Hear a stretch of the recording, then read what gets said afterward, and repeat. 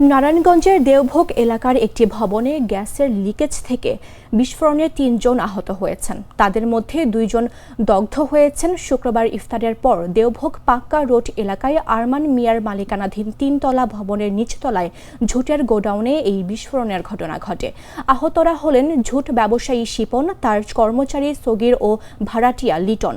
তাদের মধ্যে শিপন ও সগিরকে Dhaka medical college হাসপাতালে পাঠানো হয়েছে। স্থানীয়রা জানান, ইফতারের পর ভবনটির নিচতলায় ঝুটের গোডাউনে বিকট শব্দে বিস্ফোরণ হয়। বিস্ফোরণে ভবনের নিচতলায় দেয়াল ও জানালা ধসে পড়ে। সেই সঙ্গে আশপাশের কয়েকটি বাসার দরজা ও জানালা ভেঙে গেছে। বিস্ফোরণের শব্দ পেয়ে আশপাশের লোকজন ছুটে এসে আহতদের উদ্ধার করে হাসপাতালে নিয়ে যায়। খবর পেয়ে ফায়ার সার্ভিসের কর্মীরা ঘটনাস্থলে এসে কাজ শুরু করেন। নারায়ণগঞ্জ মণ্ডলপাড়া ফায়ার সার্ভিস ও সিভিল ডিফেন্সের senior station officer Mohammad Shahjahan বলেন, তিতাসের পাইপলাইনের লিকেজ থেকে ঝুটের গোডাউনে জমে থাকা গ্যাস থেকে এই বিস্ফোরণ হয়েছে বলে প্রাথমিকভাবে ধারণা করা হচ্ছে। এই ঘটনায় তদন্ত সাপেক্ষে পরবর্তী ব্যবস্থা গ্রহণ করা হবে। তবে প্রাথমিকভাবে ক্ষয়ক্ষতির পরিমাণ জানা যায়নি।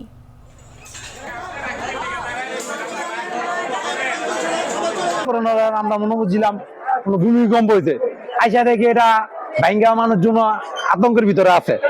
অনেক 3-4 জন অসুস্থ হয়ে পড়ে গেছে, হাসপাতালে নিচে।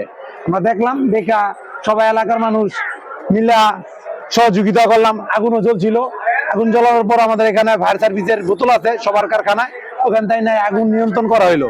এটা মনে করেন আপনার যেমন বিস্ফোরণ এরকম হয়েছে, আশেপাশের বিল্ডিং যা আছে, এই গ্যালাসগুলো আছে, বিল্ডিং গ্যালাস, বিল্ডিং একটাও নাই।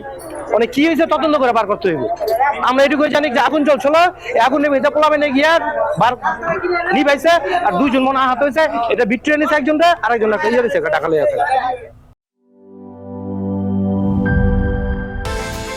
বিকাশ পেমেন্টে 10,000 টাকার বেশি অফার। শপিং চলছে তো।